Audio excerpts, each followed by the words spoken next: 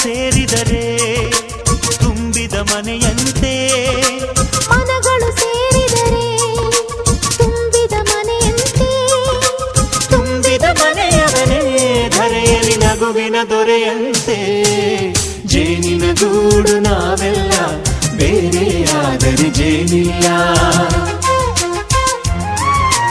ಜೇನಿನ ಗೂಡು ನಾವೆಲ್ಲ, ಬೇರೆಯಾದರೆ ಜೇನಿಲ್ಲ.